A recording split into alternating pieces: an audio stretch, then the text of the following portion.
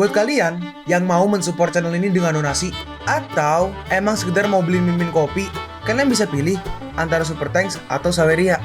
Gue sih nggak masalah kalian pilih yang mana. Cuma kalau bisa, lewat Saweria aja. Soalnya kalau YouTube, potongannya gede, 30%. Kalau Saweria, cuma 5%. Untuk link Saweria, kalian bisa klik aja di atas kanan nih. Atau bisa cek di kolom deskripsi. Tapi kalau mau support, nggak harus donasi kok. Dengan kalian nonton sampai habis, dan memberikan like pada video ini, itu udah ngebantu banget buat support channel ini. Oh iya, kalian juga bisa join nih ke grup Telegram komunitas cerita manhwa yang baru. Untuk linknya, gue tampilin di layar ya. Tapi kalau malas ngetik, cek aja kolom deskripsi. Di sana, kalian bisa sharing nih topik seputar manhwa dan kawan-kawan, dan juga ketemu teman baru. Kalau mau info terbaru dari Mimin, misalnya upload kapan atau misalnya ada telat upload, Mimin pasti akan langsung infokan di Telegram. Makanya, jangan lupa join ya. Gak perlu berlama-lama lagi, kita mulai aja ceritanya. Dalam hati Monan, pantas aja Paichi nggak mau pergi dari sini. Karena di sini ada hal yang bagus. Liusha berkata, Monan, kau suka ahli kimia kan? Ada berbagai macam material dan ahli kimia di sini. Cukup untuk kau gunakan sesukamu. Lalu di sana juga ada beberapa senjata. Monan berkata, pilihlah beberapa dari senjata ini dan berikan hadiah kepada orang-orangmu. Ini adalah kesempatan untuk mengambil hati mereka. Kenapa kau membiarkan aku pergi? Monan berkata, kekuatanku gak akan pernah diberikan kepada orang lain. Gak mungkin orang lain mengambilnya. Aku ingin mereka takut padaku dan juga menghormatiku.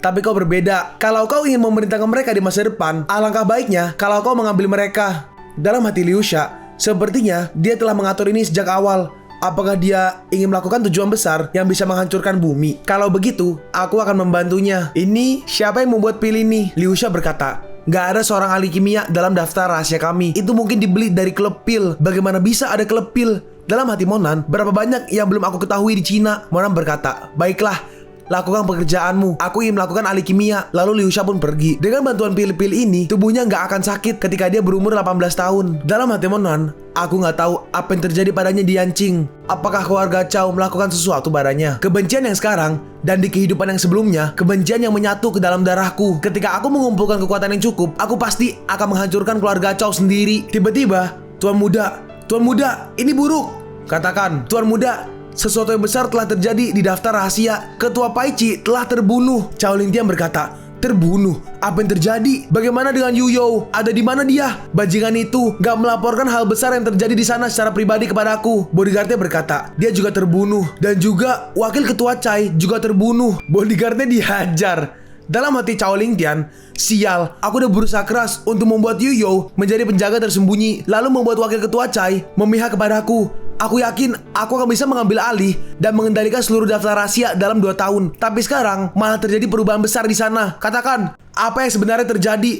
Tidak jelas. Satu-satunya informasi yang kita punya adalah dari pembunuh magang, dan hanya itu yang tersisa. Tapi dia nggak tahu banyak informasi. Dia hanya tahu bahwa hampir 200 orang, termasuk ketua, wakil ketua, dan Chow Hufa, semuanya terbunuh dalam 1 hari. 1 hari? Siapa ketuanya sekarang? Apa salah satu dari pelindung tersembunyi?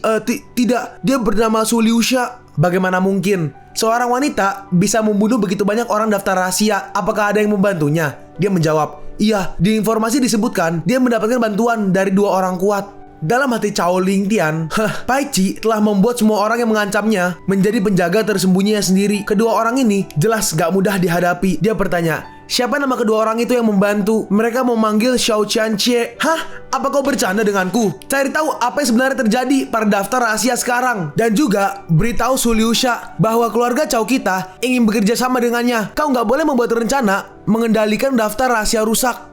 Baik, saya akan segera melakukannya. Dalam hati Lingtian, tambah dukungan dari daftar rahasia, aku akan kehilangan banyak keuntungan di Panlong Banquet 1 tahun lagi. Banquet itu perjamuan. Su Liusha kan? Tidak ada wanita di dunia ini yang gak bisa ditaklukkan Cao Lingtian. Lalu seminggu kemudian, Monan pergi ke sekolah Xuanyin. Seseorang berkata, kayaknya sih lucu ya, cuma gak tahu. Wah bos, kita datang kemari jauh-jauh untuk melihat para siswi gadis. Apa nggak apa-apa? Lalu Monan melihat Xuanyin. Ini dia thumbnail gua guys. Dalam hati Xuanyin, aku mendapat kesempatan untuk menemani ayah ke jamuan makan. Tapi aku merasa gak enak badan dan gak bisa pergi. Hubungan yang akhirnya mulai membaik malah dihancurkan lagi olehku. Ada beberapa mahasiswa yang melihatnya. Seorang mahasiswa berkata, cepat lihat, bunga universitas kita akhirnya keluar. Belakangan ini, Xuanyin menjadi benar-benar cantik. Seorang temannya berkata, apa kau ingin mati? Jika keluarga Chow mendengarnya karena kau berteriak begitu, bagaimana jika mereka tahu kakimu akan dipatahkan? Seorang temannya lagi berkata, Kemarin, senior dari Universitas Yanqing mengumumkan mengejarnya setelah melihat bunga kita. Kemudian dia bilang, meskipun Mo Xuanying adalah tunangan Cao Lingtian, dia nggak akan mundur dan dia akan melawannya.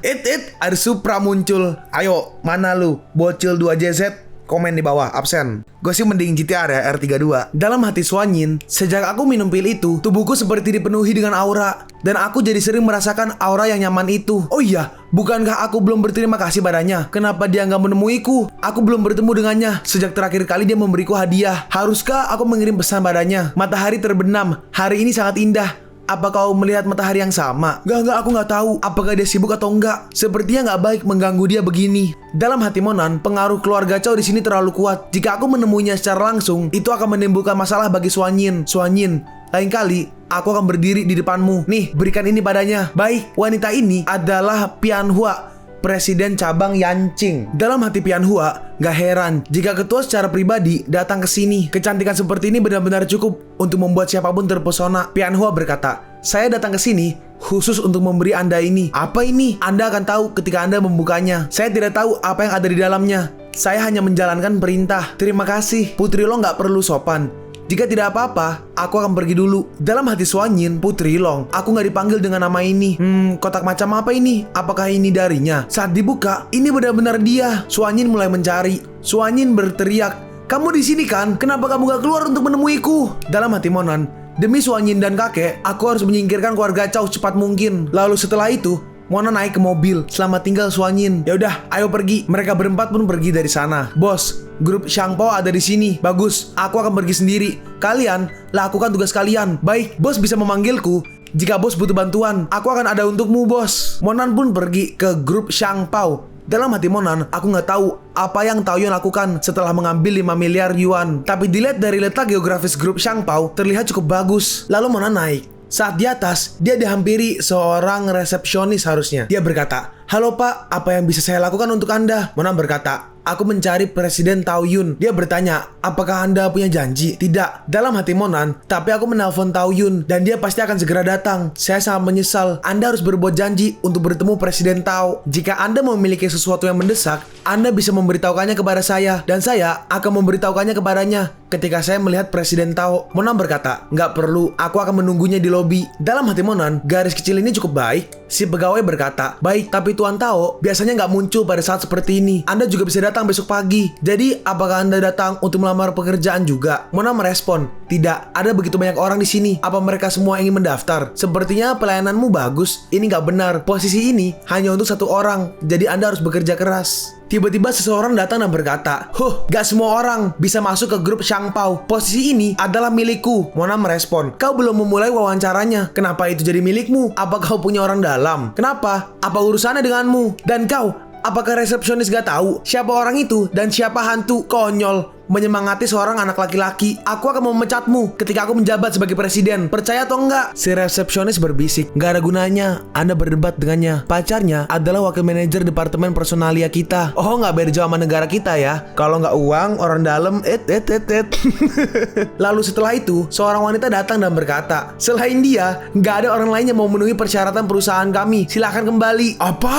Hah? Kau bahkan gak memberikan kesempatan kami wawancara. Bagaimana bisa kami gak memenuhi persyaratan? Kau jelas-jelas menyalahgunakan kekuasaan untuk keuntungan pribadi. Emang kenapa? Jika aku menggunakan kekuasaan untuk keuntungan pribadi, kalian menyita waktu makanku. Kalau kalian gak pergi, aku akan memanggil sapam. Sayang, ayo kita pergi untuk makan. Dalam hati Monan, aku gak menyangka perusahaan ini punya domba hitam seperti ini. Sepertinya Taoyuan gak bisa mengelola tempat ini sepenuhnya. Si cowoknya berkata, oi bocah brengsek, kenapa kau gak pergi dari sini? Aku pengen di sini. Emang apa yang bisa kau lakukan? Si resepsionis berkata, Anda sebaiknya pulang dulu dan kembali besok. Presiden Tao akan menghadapi jamuan malam ini dan dia pasti tidak akan datang ke perusahaan. Si wakil manajer berkata, kau hanyalah siswa miskin, tapi kau ingin menemui presiden. Mimpi, apa kau gak mau pergi? Oke, cepat, panggilkan sapam. Gak lama kemudian, Taoyuan datang. Salam Presiden Tao. Presiden Tao, kenapa Anda di sini? Apakah Anda gak pergi ke pesta? Taoyuan bertanya, di mana ketuamu? Apa? Ketuamu? Ketuamu yang mana? Presiden Tao, nggak ada yang bernamamu di sini. Ketua mana yang Anda maksud? Ketuamu mana? Tentu saja ketua kita. Aku baru aja berbicara dengannya di telepon dan dia bilang dia udah ada di sini. Siapa yang menyambutnya? Apa? Ketua datang ke perusahaan. Lalu Taoyuan melihat Monan. Ketuamu. Maaf, saya terlambat. Melihat itu, mereka semua kaget. Dalam hati si resepsionis, ya Tuhan, ketua grup Xiangpao kita ternyata masih sangat muda. Dalam hati si wakil manajer, apa? Bocah laki-laki lusuh itu sebenarnya adalah ketua. Berakhir sudah. Dalam hati pacarnya, bagaimana bisa ketua grup Xiangpao ternyata hanya mahasiswa? Taoyun berkata, "Ketua Mo, karyawan baru ini belum mengenalmu, jadi dia tidak menyambut Anda dengan baik. Haruskah kita bicara di dalam?" "Oke, ayo." Lalu Monan melihat ke arah mereka berdua. "Oh iya, kalian berdua dipecat." Dalam hati si wakil manajer, kondisi dan gaji grup Xiangpao jauh lebih banyak daripada perusahaan lain. Aku nggak bisa kehilangan pekerjaan ini. Ketua, tolong beri aku kesempatan sekali lagi. Keamanan, seret mereka keluar. "Baik, ketua, saya salah. Tolong beri kesempatan lagi sekali." "Oi, diam!" Mereka pun diseret keluar. "Ketua, salam ketua." "Ketua," Monan berkata, "bekerja keraslah. Pekerjaanmu bagus." "Ya Tuhan, ketua memujiku." Monan pun masuk ke ruang meeting. Taoyun berkata, "Ketua, selama kita bisa mendapat dukungan penuh dari keluarga Ye dalam hal promosi, perusahaan dapat beroperasi secara normal. Tapi keluarga Ye belum memberikan jawaban yang jelas. Nanti akan ada jamuan makan malam di keluarga Ye. Saya berencana untuk membicarakannya." Monan bertanya, "Keluarga Ye Liuli?" Taoyun berkata, "Kami nggak bisa membuat janji dengan Ye Liuli. Jadi kami hanya bisa berdiskusikan dengan wakil manajer umum keluarga Ye. Kudengar dia mungkin akan menghadiri jamuan makan malam ini. Jadi aku ingin mencari kesempatan untuk berbicara dengannya." Dalam hati Monan, jika itu Ye Liuli, aku mungkin punya kesempatan. Sepertinya aku harus menghadiri jamuan makan malam ini. Di jamuan itu, ternyata banyak paparazzi. Paparazzi yang tengah berkata, "Apakah ini putri dari keluargamu? Benar-benar sangat cantik." Yang di kanan berkata, "Iya, dia 10 kali lebih cantik dari bintang populer manapun." Dalam hati Suanyin, pada akhirnya aku datang ke sini dan ayah jadi senang. Seseorang menghampiri tuanmu dan berkata, "Tuanmu, aku sangat iri padamu karena memiliki putri yang begitu cantik." Tuanmu merespon, "Apa yang membuatmu iri padaku? Siapa yang gak tahu bahwa putramu adalah pria blasteran yang tampan?" Dalam hati Monan, Taoyun udah melakukan gerakan. Aku akan menunggu Ye Liuli muncul. Sejak aura naga muncul di istana Potala, tubuhku berasa gak nyaman. Udah jelas, ini benar-benar karena embrio naga. Meskipun aku melintasi surga, aku belum pernah mendengar tentang embrio naga di dalam laut kesadaran. Lagi pula, klan naga langit telah punah. Bagaimana mungkin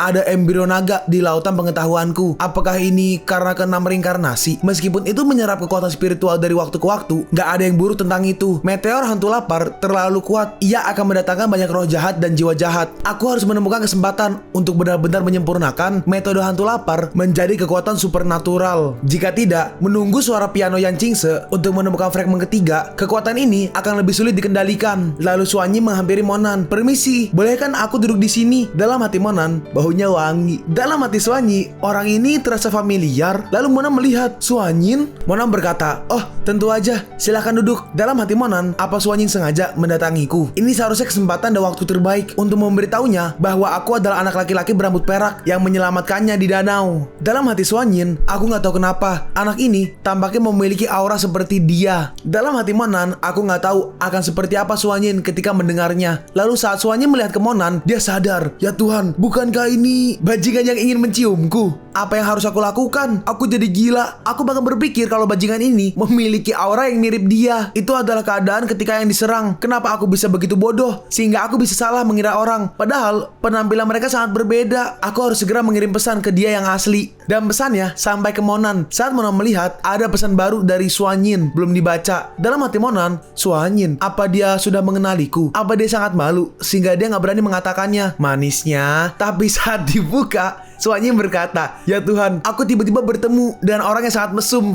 dan dia duduk di sebelah aku. Apa yang harus aku lakukan? Bagaimana ini?" Dalam hati Monan, orang mesum. Bagaimana ini? Apa yang dipikirkan wanita ini? Maaf, aku nggak bermaksud. Aku akan mengatakannya dengan jelas. Tolong jangan muncul di hadapanku lagi. Suanyin pun pergi.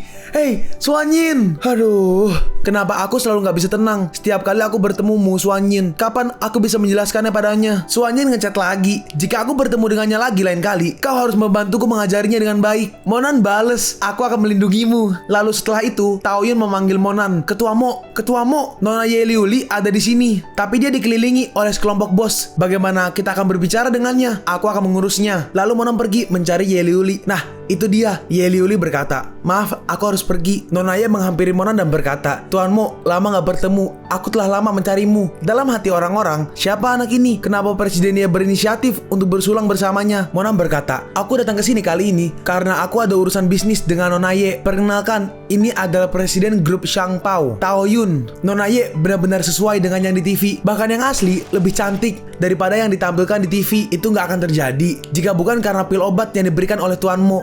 Jadi Tuan Tao adalah teman Tuan Mo? Tao Yun menjawab, dia bosku. Aku gak akan punya gaji bulan depan jika Nona bicara seperti itu. Karena ini adalah perusahaan Tuan Mo, maka kami akan menerima bisnis ini. Aku akan memberitahu sekretarisku untuk menghubungi orang-orangmu nanti. Terima kasih Nona Ye, mari kita bersulang. Dalam hati Monan, dengan bantuan Ye Liuli gak akan memakan waktu yang lama untuk menuai hasilnya. Nona Ye berkata, Tuan Tao, maaf gak sopan. Aku memiliki beberapa urusan pribadi dengan Tuan Mo dan ingin berbicara dengan Tuan Mo hanya berdua. Aku udah menyiapkan sebuah kamar. Dalam hati Tao Yun, seorang pria dan wanita punya urusan pribadi dan pergi ke kamar untuk berbicara. Iya, gak perlu sungkan. Aku punya firasat buruk. Ayo, masuklah. Apa kau takut aku mau makanmu? Saat masuk ke dalam, aku salah minum obat. Aku bisa melihatnya. Terakhir kali kau bilang, pilmu kau buat sendiri. Maka kau harusnya tahu apa akibatnya. Jika aku makan terlalu banyak, kau yang membuatnya. Berarti kau punya cara untuk menghilangkannya, kan? Monam berkata, aku perlu melihat apa yang terjadi padamu agar bisa menemukan solusinya. Apa kau bisa foto dan tunjukkan padaku? Gak perlu susah-susah. Kau bisa langsung melihatnya. Monam berkata, ini benar-benar erysipelas. Tapi jenis erysipelas ini berbeda. Hey, harusnya kau bilang dulu kalau mau menekannya. Monam merespon, kau bukan hanya punya erysipelas. Penyakit apa lagi yang kau miliki? Jika hanya erysipelas, aku udah meminta seseorang untuk membantuku menyelesaikannya. Terutama setelah aku minum obat, aku akan bermimpi di malam harinya. Hah? Kau bodoh. Ini mimpi yang memalukan. Apa kau mengerti? Setiap kali aku bangun, aku akan lemas. Dalam hati Monan, siapa sangka Ye Liuli yang berusia 30-an, tapi dia pemalu seperti seorang gadis kecil. Monan berkata, sebenarnya mimpi seperti itu kadang normal. Apa ada hal lain yang membuatmu gak nyaman? Itu gak normal. Setiap kali aku minum pilnya, aku pasti akan mengalami mimpi seperti itu di malam hari. Hah? Emangnya berapa banyak yang udah kau makan? Dalam hati Monan, aku memberikan 20 pil penuh. Cukup untuk dia minum selama bertahun-tahun. Satu pil semalam, aku udah menghabiskan semuanya. Dalam hati Monan, dia tahu bahwa dia akan bermimpi seperti itu ketika dia mau makannya. Tapi dia mau makannya terus. Dia terlalu... Monan berkata, kau tahu pil itu akan membuatmu erysipelas, tapi kau masih memakannya seperti itu. Apa nggak bisa kau mencari pasangan untuk memuaskanmu? Hey, aku belum menikah. Mana ada punya pasangan memuaskan kepalamu? Kau mau mati? Sebenarnya masih... Monan bertanya, apa kau nggak pernah punya kekasih? Enggak, aku nggak tertarik pada anak laki-laki sejak aku masih kecil. Tapi ketika aku meminum pil itu setiap malam, dalam mimpiku, aku sangat menyukai seleramu. Itu bau pil, bukan milikku. Nona Ye berkata, aku gak peduli. Bagaimanapun, rasanya seperti itu. Aku sangat gak menyukai jika orang lain ingin menyentuhku. Aku gak sabar untuk memotong tangan orang itu. Aku hanya bisa menyingkirkan erysipelas untukmu. Kau masih sangat muda. Aku gak mungkin menyukaimu. Cepat, dan bantu aku menyembuhkannya. Lakukan dengan lembut. Aku gak suka sakit. Lalu Mona memulai pengobatannya. Terima kasih. Aku berjanji untuk bekerja sama dengan grupmu sebagai imbalannya. Berapa banyak pil yang akan kau berikan kepadaku? Aku bisa memberimu 3 botol. Dasar pelit, hanya 3. Enggak, aku ingin 365. Aku mengantuk. Nona Ye pun tidur. Dalam hati Monan, hey, aku gak menyangka bahwa ratu bisnis Yanqing yang sangat bermartabat memiliki sisi yang gak diketahui. Lalu tiba-tiba gelang Monan bereaksi. Ini sesuatu terjadi pada Suanyin. Lalu Monan langsung bergegas mencari Suanyin. Dia lari keluar dan akhirnya dia menemui Suanyin. Dalam hati Monan, tampak gak begitu buruk. Si kakek berkata, kenapa kau di sini? Monan bertanya, apa dia mengeluarkan aura dingin? Sepertinya kau tahu banyak. Dalam hati Monan, di kehidupan sebelumnya Suanyin, fisik istimewanya hanya akan muncul ketika dia berusia 18 tahun. Tetapi sekarang dia belum berusia 17 tahun. Bagaimana mungkin bisa menjadi lebih cepat? Aku ingin melihatnya. Baiklah, 2 menit. Lalu Monan mengeceknya. Dalam hati Monan, tampaknya gelang itu mengaktifkan pelindungnya karena meledaknya aura dingin di tubuhnya. Keaktifan tubuh dingin Suanyin seharusnya berhubungan dengan pil yang kuberikan padanya. Untungnya, kali ini aku gak kehilangannya. Pil-pil itu harusnya bisa mengurangi kerusakan yang disebabkan oleh tubuh dinginnya. Monan berkata, dia akan bangun sebentar lagi dan dia mulai sekarang. Hal ini akan terjadi lagi sebulan sekali. Si bodyguard bertanya, apa yang harus kami lakukan? Lalu Monan sadar, ada seseorang yang datang. Monan berkata, ingat ini, jangan biarkan keluarga Chow tahu tentang ini dan jangan bilang padanya kalau aku di sini. Aku harus bertambah kuat secepatnya. Kalian pun sampai di penghujung video ini. Kalian mau tahu lanjutan chapter ini? Atau manhwa menarik lainnya? Makanya, jangan lupa subscribe biar kalian gak ketinggalan kalau gue upload video baru. Jangan lupa like, komen, dan share ke teman-teman kalian supaya channel ini bisa lebih berkembang ke depannya. Segitu dulu dari video cerita manhwa.